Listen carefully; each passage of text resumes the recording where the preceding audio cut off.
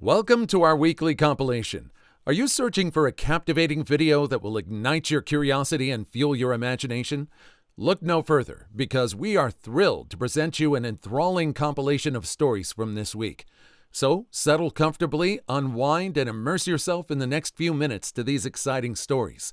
And hey, don't miss out on subscribing to our channel to stay up to date with our latest captivating content. What's your experience at a Bridzilla's wedding? Story 1. I was a pro wedding photographer for a number of years. Out of all the weddings I photographed in 15 years, the very last wedding I did was the worst. At our first meeting when signing paperwork and going over the plan for the wedding photographs, the bride showed me her Pinterest board full of lovely, soft, dreamy photos. Great! However, when I arrived at the bride and groom's farmhouse/barn/field, I was dismayed to see the dirty, cluttered house. Even worse, the bedroom the bride was getting ready in was a cramped little room full of half-crushed boxes and articles of clothing piled everywhere. One of the photos the bride had requested was a close-up of her putting on her cowboy boots. There was literally no room for me in that bedroom, so I did the best I could and shot it from the hallway.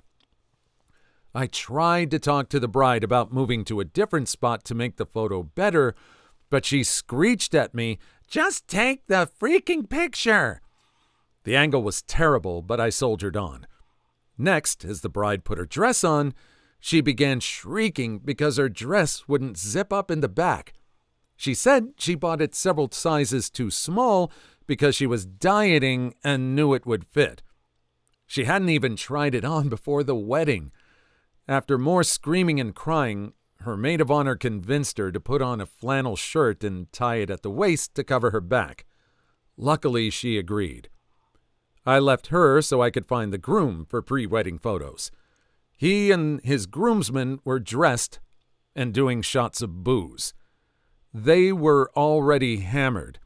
At this point, I realized that I wouldn't be able to do any pretty Pinterest-worthy pictures. I got some detailed shots, some candid family pictures of guests smiling and hugging, talking with each other. The seating for the ceremony was hay bales with random towels and blankets draped over them.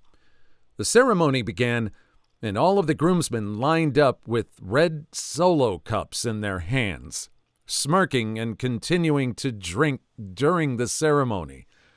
The bride and her girls had some semblance of decorum at least. After the ceremony concluded and the wedding party exited up the aisle, the bride and groom started yelling and arguing. Everyone could hear them. I worked on family photos and candids of the guests going through the outer buffet line, where the outhouses were lined up in the background. When the bride and groom returned, they did not look happy, but at least they weren't yelling. I got the wedding party photos done in record time. The rest of my contracted time was spent mingling and taking candid photos. They had built a wooden dance floor near the barn, which blocked all the natural light as the sun was setting, but they did have some strands of light placed above the dance floor. I got some nice pictures there, but the guys kept hold of their red Solo cups all night. The bride mainly danced with her girlfriends. In the end, they stiffed me on their final payment by not signing the check and refusing to make it right. I had kindly, stupidly, allowed them to make their final payment when I delivered the photos, and I didn't open the envelope until the bride had driven away. I tried calling her, no answer. To top it all off, the bride and her friend badmouthed me all over social media because her photos did not look like the ones on her Pinterest board. Too long didn't read? Drunken wedding party, bride yelling, the couple were arguing, the dress didn't fit, and the venue was ugly. You gotta wonder, was this person's last contracted job before he planned on moving on to something else? Or was this the impetus for him quitting? It's kind of 50-50, but I'm leaning towards this one inspired him to quit. Story 2. Just going to take this opportunity to rant about the worst wedding I've ever been to. When I heard my mom was finally getting married, I was really excited. Not only would it be the first wedding I'd attended since I was a kid, but it was her first wedding. My grandma, who I live with, was 10 times as excited. The reason I have now grown to hate that experience is because of how it went down. My mom basically tricked my grandma into paying for the dang thing by telling her that while they weren't getting a marriage license, they were getting married in the eyes of God. My grandmother is a very religious person. She then proceeded to remove any mention of God from the ceremony, change everything last minute, and the part that peeves me off the most is the fact that the bouquets, which my grandma spent weeks on, were all carelessly thrown onto the ground, and I'm 99.9% sure I'm the only one who kept mine. My main concern was the kids that would be attending, and whether or not there would be stuff for them to do. My mom told me there would be, and said not to worry too much about it. All the activities were for the adults, and most, even the groom, were drunk before the ceremony even started.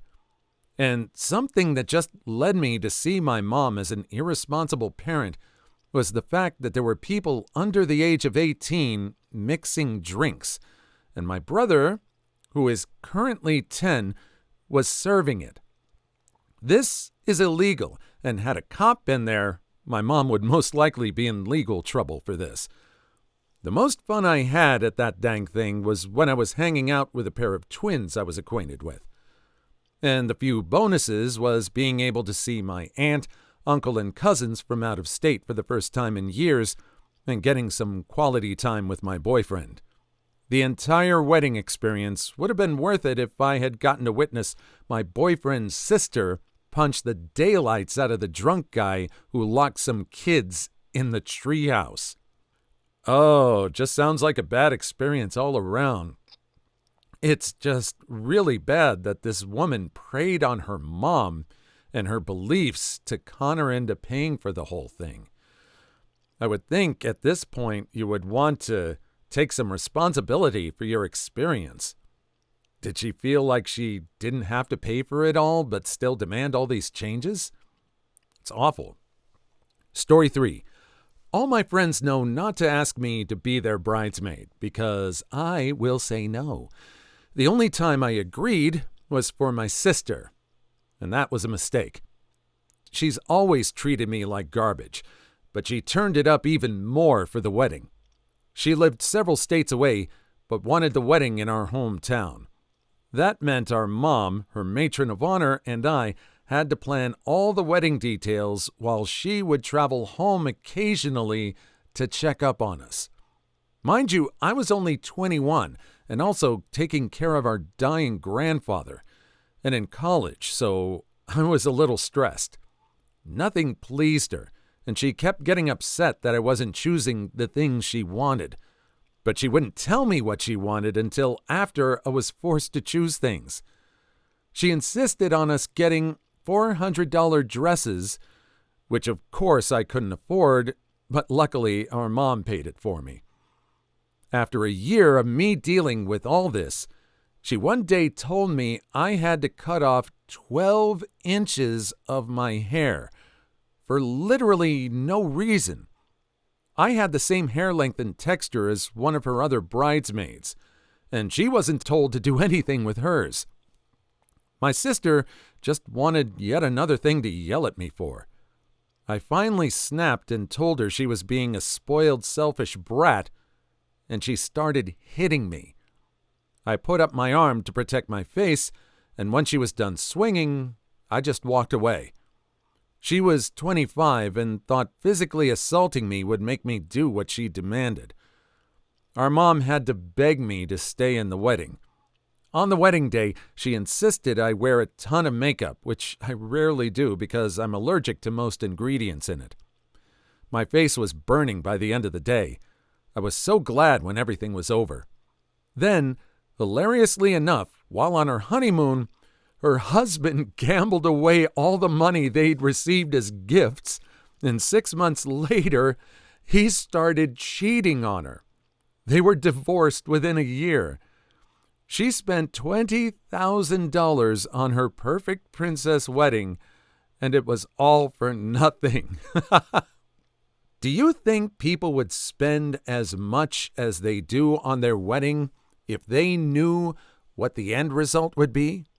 Do you think she would have spent all this money for the wedding and put all that into the experience if she knew she was just going to be divorced a year later? I think there are some people that still want that wedding experience and they don't care what happens after. I might be wrong. What do you think? What's your parents' worst rule? Story 1. For me, I was hit, spanked, smacked for just about anything as a kid. And if there was an issue, I, deemed a troublemaker, was the one to be beaten. Then they ask what happened. Oh, so it was an OP. My family then punished that kid the same way I was. Also, my mom at one point, when I was 11 or 12, slammed her fist into my bed's headboard, grabbed my face, and screamed that fist should have met my nose. What did I do? Tired of cleaning for 4 hours straight with no rest or food in my stomach, pushed a few toys under my bed. I was about 13 when my family stopped beating me, but that didn't stop them from taking my door for 2 years because a cousin of mine broke it by playing on it, and it was my fault. My cousin said I was not the one in fault, but my family said it was still my fault. I only got a door back once the family rearranged everyone into new bedrooms, and I wanted the smallest bedroom as I had already occupied that doorless second smallest room for years. And don't forget the time I got a low B in math, my weakest subject, in 9th grade, and all my books were taken from early September to late November.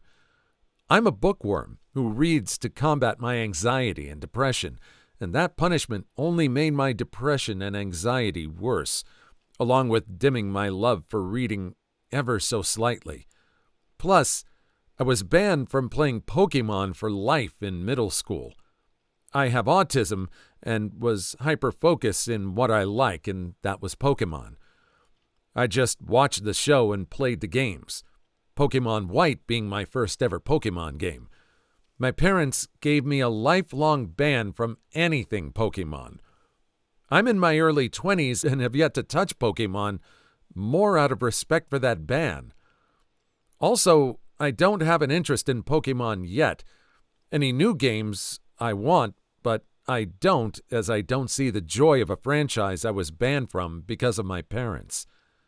My last Pokemon game I recall playing was X or Y, not sure which, but that was the last Pokemon game I've played. I was thinking this was going to be a joke entry, like it was going to be revealed that this was like the beginning of like Harry Potter or Cinderella or something. This was beyond what the worst rule was. This was just straight up abuse, and it seems to have affected this person long after he's grown up. Has he moved out of the house yet? I would hope he could get away soon. Story 2. My father hated lying and hiding things. Do not lie to him or hide anything from him no matter what. A simple lie that slipped out would be a week of no video games, no hanging out with friends, and no playing games with my parents. Same if I said any variant of, I'm bored, or this is boring, etc., because I have so much stuff I can't be bored. A bigger lie, or what he thought was a lie, could be between 2 to 3 months of no fun allowed, aside from reading books he bought for me. Biggest was a little over 3 months, because I tried playing my PSP in my room without asking before my allotted time for games. I actually ended up getting very good at lying because of this, since I had to be meticulous about everything I said near him. Punishments would come randomly if he believed I was lying or hiding something. He always wanted his truth, not the truth it seemed. Like I didn't get home at the time I normally would, I was 10 minutes late, so to him, I had to be doing substances and lost everything for 2 months when I actually ran into a friend and talked to him for a bit and was exhausted from not getting much sleep the night before, so my eyes were bloodshot. Getting home at a specific time was not a rule, and he normally wasn't even home anyway, so I never thought it was a problem. He would also constantly take my phone to search everything in it, though he was bad at technology, so he only really checked installed apps. No games on phone allowed, and my messages, which is why to this day I barely use my phone, and my parents will yell at me to look at my phone more than once a week, if even that, and open my door if I ever tried to close it, since a closed door meant secrets. I was never allowed privacy until I was 18, since privacy is hiding something. This just goes beyond lying. This is just paranoia. I mean, had the father ever been caught in any kind of lie before? I mean, if he didn't believe in lies so much, did he tell the kids about Santa or the Easter Bunny, or was he just straightforward with them and saying, "Oh no, they don't exist"? I kind of think the way he was willing to take fun away from the kids, that's the route he probably would have taken. Story 3. My parents had this rule when I was a kid about no eating for any reason after dinner. One of my earliest memories was my parents being mad at my little sister for being hungry after dinner. I think this rule was to counteract the idea of my sister and I not eating food we didn't like, then getting a snack later. Okay, fine, but this was paired with my mom using meals as a time to give me guff about anything and everything related to my grades, because deity forbid I not have straight A's. This led me to subconsciously changing my internal clock so I just wasn't hungry at any mealtime ever, but I also lived in crippling fear asking for food later than dinner time. So I started buying my own food around like 13, keeping it in a secure box at the very top of my closet so I could eat without inconveniencing my family, or even worse, accidentally waking them up. Well, my mom found out about this during one of her routine searches of my room to find something to punish me for if my grades weren't up to her standards, which I was aware of, but never before had she searched the top of the closet. I still don't know what I did to tick her off to that level, or if she just realized she hadn't checked there before, and decided that apparently me buying my own food was a massive sin on principle, took my bed away for like a month alongside every single thing I could enjoy, threatened to take away my door next time, and then decided the no food after dinner rule ever existed, despite having repeatedly punished my sister for it. To this day, that is her crowning achievement of child punishment, that she will even gloat to people about. But she's also surprised that I grew up to be an extremely paranoid person and will absolutely refuse to make food for myself if there's anyone around for any reason. Wow. So there's this blindness. I think I've said this statement before. There's a saying, the tree remembers, the axe forgets. And she's proud of this? And I guess this person must be going through therapy or something because of this. It's one thing to try and teach kids good eating habits, and this is not that. This is the way to instill food eating disorders in people. Eek. Story 4. My dad was very abusive, and I wasn't allowed to have emotions. It would result in him breaking stuff constantly, him gaslighting, guilt-tripping, and threatening to unalive himself and everyone else at home. He even tried to break my jaw once when my grandfather, who has issues with me being queer like my dad, decided me hugging my youngest sibling was touching them inappropriately. Also, he was ticked before I dropped out of college that I wasn't doing it full-time when I was extremely self-unaliving, and was ticked at me for getting sexually assaulted. My dad was very awful, not just to me, but my mom too, pinning her even, and has road rage to the point of getting into fights and waving his machete at people. When I lived with my grandpa, I wasn't allowed to eat, cook, or microwave anything if he was home, or dress the gender I identify as, even when I was an adult. Also, I wasn't allowed to tell him if he was doing anything that was very backwards.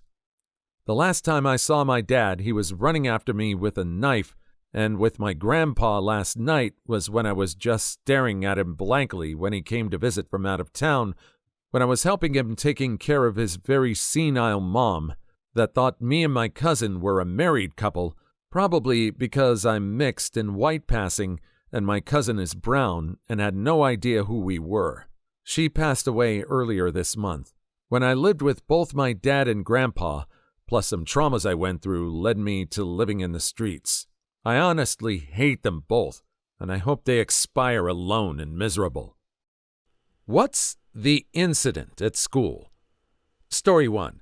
I have a weird amount of, I wouldn't call it luck given the circumstances, but it was quite the crazy amount of things happening. In 9th grade, someone called my school and threatened to bomb it, apparently at the start of the day. My class was in the community center nearby doing ice skating there. It was gym class during the winter season. Apparently, the school wanted to lock down for an hour before having the right idea to evacuate the students from the building that might have a bomb in it. A lot of people didn't have coats. It wasn't raining, but it was quite cold. They also wouldn't let students go to the bathroom for a bit. I heard it was several years ago, so I'm a little hazy. All classes were canceled, but we were essentially held outside and later moved to the community center where we had to get signed out from school to actually be able to leave that day. I remember that part because my aunt signed me out, and one of my best friends who wouldn't have had anyone to sign them out till much later on in the day. In 10th grade, during the spring, someone called him, threatening to do something with a knife or a gun at that same school. We were evacuated again and stayed outside for about 2 hours. We finished school that day regularly, but a lot of people ditched the last class, so nothing really happened. I had transferred schools thinking everything was going to be fine. Then, the day of our second report cards in grade 11, someone calls in a gun threat. The school goes into a lockdown for about 45 minutes. Then the lockdown is released. Then 5 minutes later, or calls right back into lockdown for 3 hours. It was kind of terrifying, but not really because there was no one actually at the school. All of these were hoaxes. We also had our cell phones so we could communicate with each other throughout this. One guy apparently had to lock himself in the bathroom. He could do this because the washroom door itself had a deadbolt. Looking back, we can laugh at these incidents. After all, they were all fake. But it's kind of mind-blowing to me just how all that happened when you're after the other. 1 year after the other. Nothing happened my graduating year besides just normal high school drama. So regular cheating scandals and normal silliness. There, my only time participating in one of these so far. I have never been in a lockdown when I had gone to school. Thankfully, I was not in a time period where this kind of thing or when these kind of threats were more commonplace. I just cannot empathize enough just thinking how you have to go through all these procedures because of just some sort of wide-scale violence. Story 2. The school this was at has a big metal gate going from the playground to a street in the middle of the neighborhood. On the other side of this gate was a small brick wall that was about a foot or two tall. Once, me and some friends were over by the gate when I noticed a man walking toward the school. Maybe it was the fact that no one ever walks down that road, but something about him seemed weird. I ignore it. Maybe 10 seconds later, he climbs up onto the brick wall. He was a shorter person and points at friend 1. At this point, most of the kids near the gate had frozen to see what was happening, myself included.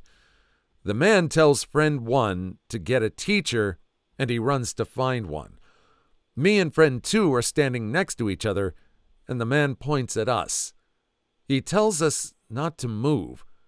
So instead of obeying the big scary man, we started walking backwards. He was yelling now and told us not to move again. Friend 2 and I take a few more steps back, and the man yells something like, "Stop right there or I'll climb over this fence and grab you by the necks." So we freeze. A few seconds later, friend 1 comes back with the teacher, and she tells us to go play. So friend 2 and I ran to the other side of the playground, and recess was cut short. We were told later that some kids had been throwing rocks out the gate, and one of them had hit the man's baby granddaughter. There was another incident that wasn't related at all, but I like to think they were. This one was probably a lot more serious, too. It took place about a week later, again on the playground. Me and those same friends are over on the other side of the playground now. The teachers told the grade that no one was allowed over by the gate. We noticed a car pulling into the parking lot on the other side of the fence, but no one ever got in or out. It just sat there for quite a while. We didn't see anyone in the car, but what we did see was the silhouette of what seemed like a camera on a tripod. So we just ignored it. But then we saw a pickup truck circling the school with a camera in the bed. So we went to tell a teacher, and they didn't really care. Somehow I had been separated from my friends, and I was walking over to them, a bit anxious. I noticed a shirtless man walking around the school as well, but I didn't think he was related. Then I saw a girl talking to one of the teachers and the principal. I heard her say something like, "That man is my uncle," and then the teacher and principal rushed her inside. Recess was cut short and there was a lockdown. Nobody was ever told what happened that day, and I'm still curious. Edit. Too long didn't read? In 3rd grade, I was almost strangled by a strange man, and then a week later we had a lockdown because of cameras circling the school. And again, this stuff is just not in the time I spent at school. School when I was growing up was always more open. We didn't have gates surrounding anything. At high school, everybody would leave the campus because there was a couple of fast food restaurants nearby where the people would get lunch. It's just amazing to me how much more on lockdown schools have to be. Story 3. Not me or anyone I know, but my friend did this outdoor survival course week thing and was told a very interesting story on why kids from our division were no longer allowed to carry their own bear spray and why only the guide was allowed it. Apparently, there was this volleyball team that would go running on the trail, and they started to be followed by this cougar. They ignored it at first because usually a cougar, A, won't show itself if it's hunting you, B, won't mess with a large group. However, it kept following them, and somehow it got around in front of the group. It was close enough to make the stop. The guide at the time had been somewhat in the middle of the crowd of kids and was trying to make his way to the front while taking out his bear spray. Keep in mind, it's pretty dark out by this point. He pulls his bear spray out of his backpack's pocket, and the safety pin thing that you have to pull out goes caught and pulled on its own. Guide did not realize. So when he got to the front and went to pull it out, he ended up spraying himself right in the face.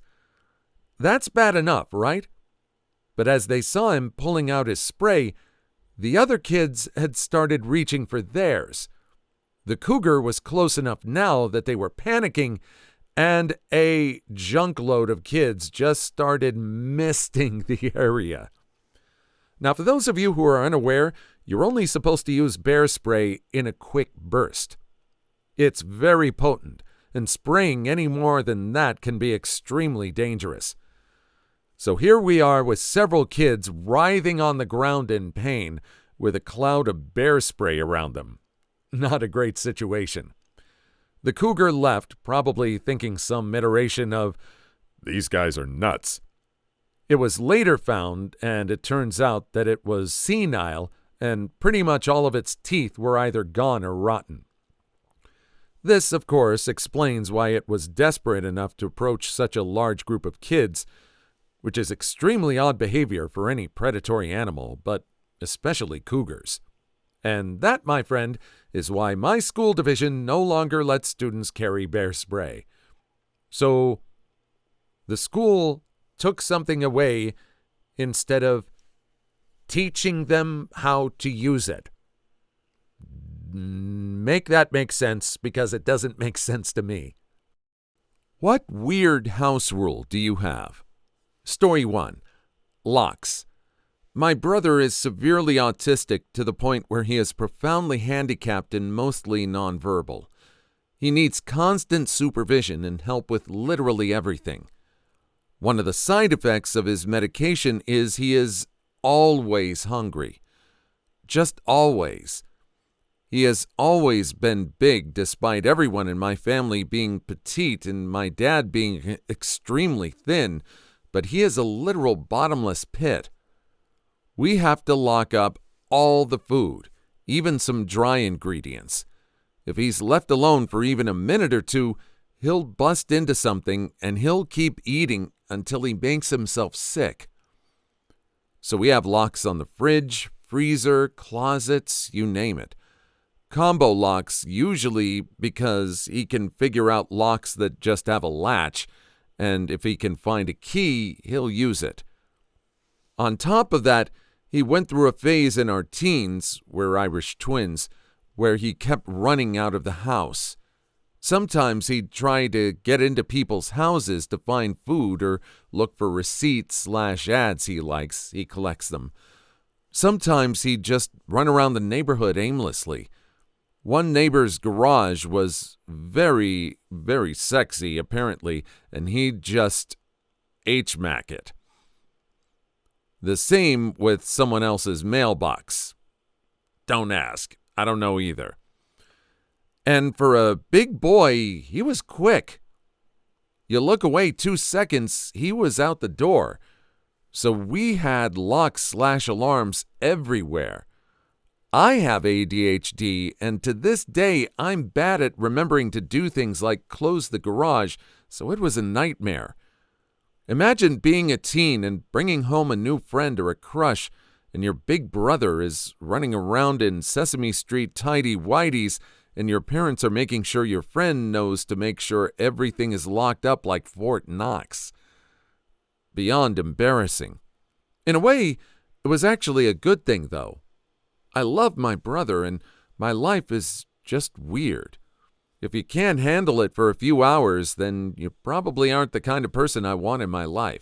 It's a great litmus test. Fortunately, my bro has chilled out a lot. He doesn't run away anymore, and he rarely gets in the freezer. He still gets in the fridge and needs constant supervision, but he's way less sneaky these days. Honestly, he's just lazier.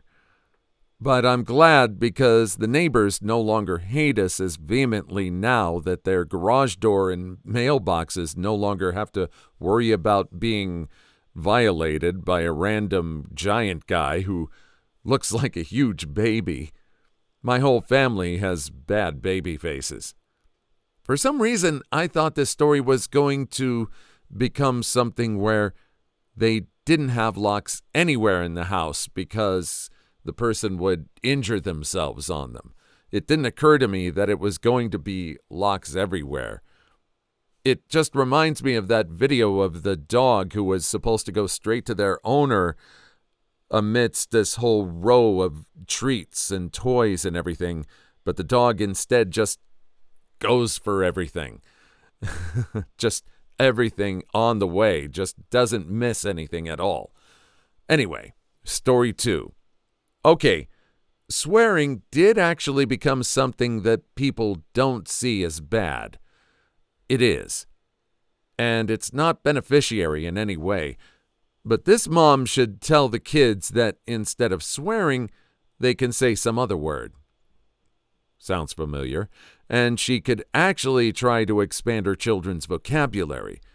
It's okay not to not allow someone to swear in your house, but you can't expect them to know how not to swear if you just forbid them. Also, for example, if you pray at home before your meal and someone who's not practicing it, you don't force them to pray.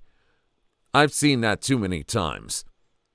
They can just wait for a moment whilst you're praying shortly, and no problem. My family prays, and if I'm in someone else's house, I don't pray loudly. I just do it on the way that I can cross myself and thank God inside my mind. I don't talk. We also don't force anyone to pray in our house.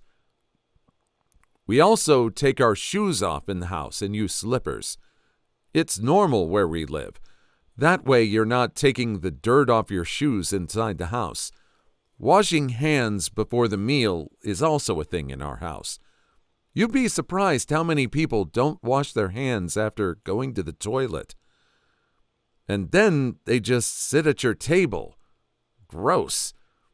Also, taking the shoes off and taking the pants off is not the same. I wouldn't take my pants off. I'm not there to have intimacy. I'm a guest. And I don't want to watch the host of the house where I came without pants. I don't want to see your butt, buddy. As for the story where there were no shorts in the house, women could only wear dresses and not cut their hair. Later, when the OP saw they now wear shorts and the daughter has hair below her shoulder, she might wear a wig. My friend is Jewish, and many women in their family wear a wig to cover their hair, or a scarf. Eating with the left hand also has a religious background, because people are washing after the toilet with their left hand. So they don't eat using the left one. But of course, you wash your hands, and if you must cut and hold the fork and the knife, you need to use both your hands anyway. So it really is weird that in this other story there was a problem with using my left hand. I'm not familiar with the thing about using the left hand. I sort of know that sort of custom of if you're using the toilet or if you're accessing things with one hand while you're using the toilet, you would want to favor the other hand when you're eating. But taking off shoes in the house, I fully get. I've lived in places where that's mandatory, and it makes a lot of sense. Just not tracking dirt in the house. I just totally get that. It really is just secondhand knowledge. Story 3. I lived with my aunt for a few months, and she had a combination of really dumb house rules. One such that got to me was nobody was allowed to eat breakfast in the morning. Mainly, she wanted to hog the entire kitchen in the morning to do her Bible study lessons, and nobody was allowed to use the kitchen until she was done. I can understand not wanting to be disturbed, but she owns the whole house. She can literally go anywhere else to do that. The house has 5 bedrooms and an extra room that's a study office room, and one of the bedrooms is yet another office room. We can't get a cup of coffee, a slice of toast, a bowl of cereal, or even a glass of water when she's in the kitchen until after she's done. And to add insult to injury, I was only allowed to eat 2 slices of bread and 1 egg a day. Her pantry was full of food. She has 2 fridges and a deep freezer which is full of frozen food and meat to last for weeks. My aunt was really stingy when it comes to food. So what do? I contribute. I didn't own a car and rode my bike to buy whatever I could carry on it to put food that I could afford back in the fridge for everyone to eat. What does she do? She takes a Sharpie and writes my name on all the food I got for everyone and told everyone else they weren't allowed to eat the food that I helped contribute. She was so selfish and stingy. She has to be stingy on my behalf. Is there some significance of the kitchen to her that she has to do the Bible studies in that room? It's got to be something psychological. There's got to be some special meaning that room has. And I other than that, I don't see why she couldn't use another room, use another office. Your family hungry. They want breakfast, man. They want their Captain Crunch. Story 4. I don't know if this is strange, but just at my age and at the time, I was very confused. But at my friend's house, I had a sleepover when I was in elementary school, and I like food. Like I was and still somewhat am a big eater. But at that age, I was a scrawny kid with a huge metabolism and inhaled a lot of food. However, in the present time, I cannot do that anymore as I'm not an active young child anymore. Very sad. Anyways, we ate BLTs for lunch, and while we were making them, her mom carefully split up our bacon amounts and gave us very small amounts for both of us. At least for me, it wasn't enough to fill me, but whatever, that's not a big deal, I'll live. But the mayonnaise was limited too, and that shocked me even more. She warned us not to put too much, and warned her daughter when she was using too much, and I got the message I was included in this. So I got hardly any mayo and hardly any bacon.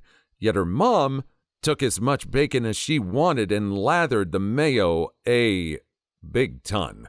And I was like, what the heck? Not fair, in a little kid pouty sense. But internally, I didn't actually say anything. And when we came back for seconds, her mom was hesitant and kept asking us if we were sure. I was used to food being like, eat as much as you want. Growing kids need lots of food. So I actually felt bad for my friend, like she was being neglected somehow for being limited in how much food she could eat. Regular foods like this weren't even snack food. But I understand now her mom was overweight and herself was diabetic, and I think she liked food. But she also didn't want her daughter to get overweight, I think, even though she was anything but. And I think her mom was just straight up possessive of food.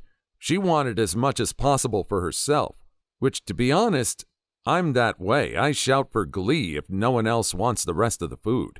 I'm pretty sure her mom ate everything that was left over, so her reason for being so stingy with us was because she simply wanted more for her. But it was to the point, I think. Please like and subscribe if you made it this far. I hope you'll enjoy the rest of the video and have a wonderful day. Second opinion doctors. What's the worst initial opinion? Story 1. I had a somewhat similar problem some years back. When I was just about to turn 15, my dad had finally saved enough money for our insurance to have a regular doctor for us. So he looked around and decided on one of the best doctors in our region. The first time I met her, she looked to be a couple months pregnant, and we began a normal physical. Everything looked good. Then we get to the mental side of the test. Something to note is that I haven't been diagnosed with anything yet, because every person we went to refused to diagnose me despite the very obvious signs of neurodiversity and other learning disabilities. The only one of which that was known but not confirmed was dyslexia. So on my medical records, it showed only 1 or 2 severe incidents and my check-ins as an infant. My doctor at the time looked at none of this and instead, upon finishing the question, told my dad that she's prescribing Prozac for my teenage depression. My dad looked concerned and softly mentioned how he didn't think that's a good idea at my age. My dad has also had depression, undiagnosed, and knew that everyone in my family didn't react well to Prozac around my age. All of this information on my medical records to watch for, along with cardiovascular problems from a family history perspective. My doctor didn't even give it a second thought and ignored our concerns. So I went on Prozac, and about 3 weeks later, not much has changed in any way. The doctor looks at this and calls it a success. What she didn't know was I was a ticking time bomb. After about a week after I saw her, that bomb went off. As my dad was out of state, I had my third attempt in my life to that point. Because my dad was out of state, no hospital was willing to take me since I had only just started and wasn't critical. So the school just sent me home and told my older brother to keep an eye on me. When we went in to see the doctor, we were told she was now on maternity leave, but that there was an opening with another doctor. My dad, being desperate, said yes. This was by far the best thing he could have done. As I still see this doctor, she sat me down and just talked with me. We started with the topic at hand, but it divulged into my life story. After I stopped dazing out when talking, she looked at me and said, "You're a very honest person. That's good. It means it'll be easier for people to help you when you need it. That being said, I read through some history and hearing what you told me, I'm diagnosing you with major depressive disorder, or GAD. I would like to start you on a med that can help you with your episodes and loss of reality. So why don't you do some research, I suggest, and then talk to me about why she suggested each one. I then did research and came back with my findings and agreed on one of the meds she suggested. Suddenly, I improved drastically. Today, we're both fighting for me to actually get the diagnosis so my future doctor can have an easier time working with me and understanding why I put my foot down. After my dad saw how that went, she became my family's primary doctor, and she's done an incredible job. What's even crazier is that about a year later, I had a similar incident, but not nearly as bad. Still frustrating that a lot of doctors think that a PhD makes them gods. Doctors and clients should work together more often on things like this. It's really interesting that the doctor that was more successful in figuring out what was wrong with the patient just sat and talked to the person, found out more about their home life and their life period and communicating with them, instead of just looking at charts and just prescribing some sort of substance sight unseen. It's something about communicating and connecting with your patients that really makes it worthwhile, that really makes it effective. Story 2. I've got a scary one for you. I was born with a rare genetic syndrome. It took me a long time to even identify it, so I was a wild card for any doctor who met me. Still am. Ever since birth, I was almost constantly screaming and throwing my head back. I had a lot of skeletal abnormalities and a large head. Highly suspected I had neurological issues. But did they check my neck? Nope. Several times, multiple doctors would examine my neck because my mom was badgering them nonstop and come to the same presumptuous conclusion and never bother to order imaging. My pediatrician had the audacity to say for 9 months that it was just colic. When I finally had a head and neck MRI, it was like a scene straight out of a medical drama. The guy watching the scan calls the radiologist over in a panic. The radiologist calls the neurosurgeon immediately. The neurosurgeon, who was at another hospital that day, dropped his entire schedule to come see me. It was a spinal cord compression at C1. It was millimeters from my brainstem.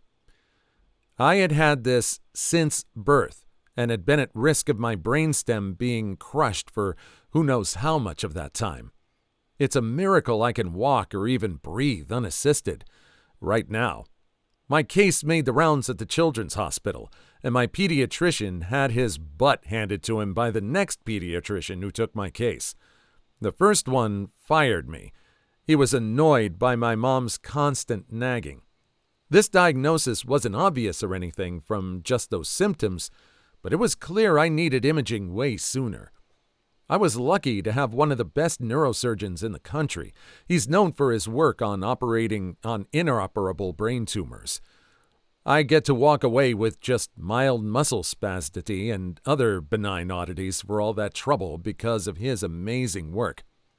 Mild muscle spasticity. That's the word I was looking for. Mild muscle spasticity. And I kind of wish I would have been there to see the second doctor just really lay into the first doctor like that.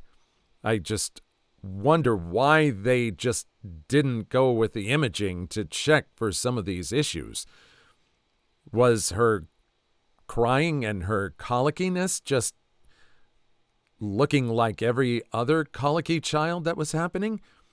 I just don't know. I wish we could have seen what the difference was. And how can a doctor fire their client? I think it would be the other way around. At this point, it was the doctor that should have been fired from this. Story 3. Not a doctor, but it's happened to me a few times. First, my ADHD test when I was a kid. First doctor told my parents I probably had ADHD. My parents, being reasonable blue-collar parents who didn't know much about psychiatry, it was late 90s, early 2000s, got a second opinion to be sure. Second doctor said I had ODD. In all fairness, I probably also had that, but that was never the primary issue. They took me to a third to be sure, and they said I was just smart and bored. This was when I was 3. I turned 26 yesterday, and I only got diagnosed with ADHD a little over a year ago. Second time, it was my uterus. I had had hellacious periods since I started at 11. At 13, my family doctor referred us to an OB who, trigger warning, SA reference and garbage medical practices, proceeded to give me a pelvic without any warning and barely any lubrication. Then, when I was crying, said she didn't see anything that would cause that kind of pain. Looked to my mom and said, I think she's exaggerating her pain while ignoring a crying, clearly distressed 13-year-old. I'm a CSA survivor, so you can imagine what this did. I didn't go back to an OB/GYN for a proper exam till I was 19. Diagnosed with PCOS then diagnosed with likely endometriosis a year ago. Remember, I just turned 26 yesterday. Last wasn't necessarily a second opinion, but a second diagnosis from the same doctor. I got diagnosed with type 1 diabetes a week before I turned 15. Later that year, I started throwing up all the time. Waited 6 months for a pediatric GI. He came in, looked me over, and said I needed to lose weight. I've sat at a size 16 since I hit puberty. He sent me across the state for an endoscopy and found the very beginnings of ulcers. They gave me antibiotics, and I was still getting sick. We go back. Same GI says he still thinks it's my weight, but he'd check my gallbladder, just in case. My gallbladder was functioning at 4%, and I got it removed on a Friday. The surgeon told me if I'd waited till Monday for the surgery, I would have ended up in the ER over the weekend for it rupturing. The whole story kind of sounds like she was just getting misdiagnosed all over the place. It's kind of hard to keep track which doctor she kept getting bounced to and what diagnosis was sending her to which other doctor. At least the critical one, I'm very glad that she got it taken care of before it ruptured. That would have been just awful. What's the most terrifying confession from a drunk person? Story 1. There was this story that a college professor of one of my best friends had that, later told by one of his students at a party, got me right in the gut. So this professor is a medic, teaching medicine to one of my best friends. I've never talked to him, so I can't actually verify any of this, but having heard it a second time later by a completely different person, this time all sober, I'm kind of inclined to believe it. This professor also practiced medicine as a part of a program here in our country roughly translated to healthy children. a program aimed to make general health checkups to children from low-income families that, in this country with mostly private health care, can't go to a normal hospital. One of his patients was a girl, aged around 3, that, other than some bruises near her pelvis, was completely fine, even energetic and cooperative with the medics. The professor took note of the bruises, but didn't follow up with them, just thinking they were from something normal, like a game she played or something, and he didn't want to insinuate to the family that he had suspicions of abuse without having more proper evidence. I think that to the 3rd weekly checkup, she didn't turn in. Instead, it was her grandma saying that she was fine, just out with her mother. Now standard procedure with a failing of getting the child to the checkup is sending the medical personnel to the home. And so they did. The child wasn't there, but the mother was. She said that the child was with her boyfriend, not the biological father in the least, and a person that didn't seem to have long-term commitment to that relationship. The medics, in between them, the professor, said that they were going to return the next day at a very specific hour, and they needed to be there. Next day came, and now none of them were there. In fact, nobody was at that home. It had been abandoned. Police took the case from there. They found the body of the 3-year-old buried in the backyard, dismembered. What happened, and was later found in an investigation, is that the boyfriend of the mother continuously, intimately abused the kid and had the mother of the child threatened for her life if she talked to the police. I don't know how the criminal case turned out in the end. Both times I heard the story, one where the narrator was drunk and I was somewhat tipsy, the second one, everybody hearing the other narrator completely sober. The names to identify the people in the story were fake, and I hadn't had the opportunity to talk to said professor, so I can't actually dig into the know, and it didn't get to the news either, so there's that. The professor told this story to his students as a lesson. Always dig in strange things that somebody doing a checkup has, especially if they're children. It doesn't matter if you need to apologize 1,000,000 times to angry parents that felt insulted for the insinuation of possible harassment. Those 1,000,000 apologies won't be nothing compared to the guilt that professor felt every day of his life for the 20-plus years since that happened, knowing he had the opportunity to do something, or at least start something that down the line could have changed the outcome. I can't exactly remember why this was brought up.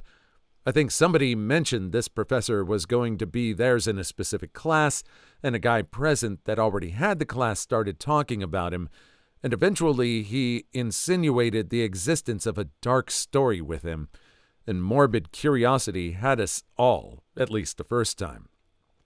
The second was just talking about this class in general and its importance.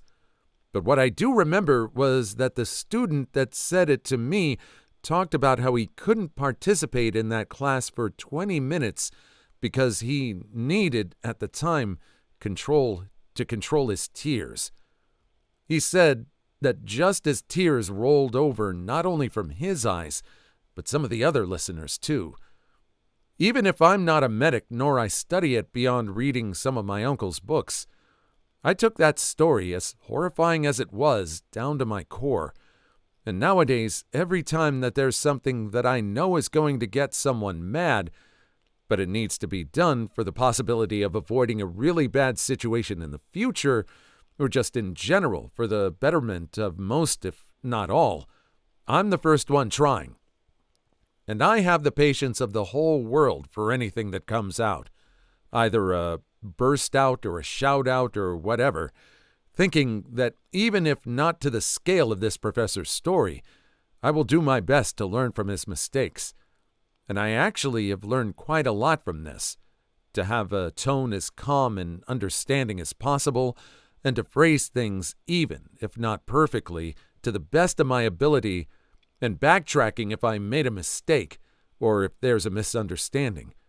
I've received laughs of disassociation, shouting, and emotional bursts out from stressed people, and I'll keep doing it for as long as I see myself fitted to do so.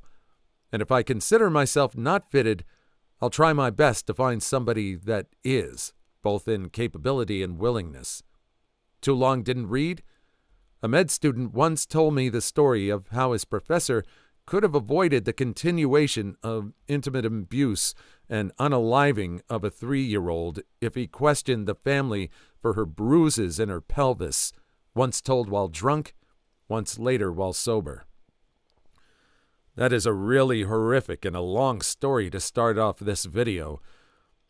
I think the one very saving grace about this is that this drunk person that confessed this wasn't directly responsible for these actions. I get that he realized that he needed to take it upon himself to act on the information, but I was expecting these stories to have like direct confessions of actions of these. And thank deity that this wasn't a direct result of him being drunk. Story 2. Background. I live with my elderly father. I'm practically bedbound due to horrific chronic migraines and vertigo, but he has a really bad back, enough to have an implanted pain control device, as well as Parkinson's. He does the cooking. The smell of cooking food makes me want to vomit, and he does a lot of the cleaning because all of the bending and quick turns makes me really dizzy and unsteady on my feet, even though bending is really hard on his bad back. I hate being so dependent at my age, but I'm doing the best I can. So he doesn't drink and hasn't in ages, but with Parkinson's he sometimes has these states where he devolves to childlike behavior with belligerence and speaks with no filter, just like a drunk. One time during one of these fits, he was getting really angry with me for trying to help with something he couldn't do. I apologized for being useless. He got frustrated and said he hated that I couldn't do anything and hated taking care of me. He even hated me, and he couldn't wait until he was old and sick enough to be in a home so I'd have to take care of him, and he could get back at me for all of the time he spent caring for me, and he would do things willfully just to make it harder for me and be mean to me. My mom, his ex, and my counselor both said that he didn't mean what he said, but it hurt to hear those things from the person I love most in the world. He didn't remember any of it, which is both good and bad, I guess. It's good for him to not have to remember saying those things if he didn't really mean them, but bad because we can't discuss it. And it's been over a year, and I still have it pop up into my head at times, because even if they said it wasn't true, I'm sure it was seated in truth. That's got to be a harsh kind of statement to have lodged in your head, and to be unsure if it's true or not. What do you think? Do you think this person meant what he said in this fit of his? Was it just said something out of frustration? Or was there actual hatred there? Story 3. I once read a book by a German lawyer who talked about getting away with unaliving. It was like 12 real-life stories of how people got away or almost got away with it. One of them would have gotten away with it if it weren't for these meddling kids. There were no kids involved. He was boasting with it. And the first one of these stories was the story that was the inspiration for the book. He met a guy at a bar, and they talked about the topic, and the guy said that he was on a cruise ship with his wife to fix their unhappy marriage. One night she got drunk at the bar, and he had to bring her up into the cabin where she told him that she kept on cheating on him for almost their whole marriage. So he threw her out the balcony into the ocean. He then went back to the bar, ordered a drink, apologized for her behavior, and after an hour or two got back up in the cabin only to find it empty. So he went around the boat and asked if people saw his wife, unconcerned at first, and then acted more concerned as the day went on. They searched for her and obviously didn't find her, as falling from a cruise ship balcony into the ocean at night is pretty much an unaliving sentence. After the cruise was over, the man got on land and was awaited by two of the people in the cruise company. Apparently, expiring on a cruise ship happens now and then, and even unaliving is pretty hard to prove there, so they offered to silence him with money. He got 2 million euros and a divorce, which is a pretty good deal. Obviously, the author couldn't prove if that story actually happened, but it was a good story to begin the book because unaliving people on cruise ships and getting away with it seems to be actually pretty easy. I'm actually curious about the narrator's frame of mind in this. The way that person said that last sentence, getting away with it seems to be actually pretty easy, sounds like he's contemplating some plans of his own, which I hope he isn't doing. But I kind of feel for the person that he couldn't remember what he did. Did he remember it after he came to, after he had gotten sober? It's probably a pretty chilling memory to have that he can't share with anyone else to try and get past those feelings. Please leave your story in the comments. I would love to make a video on them in the future. Also, don't forget to like and subscribe.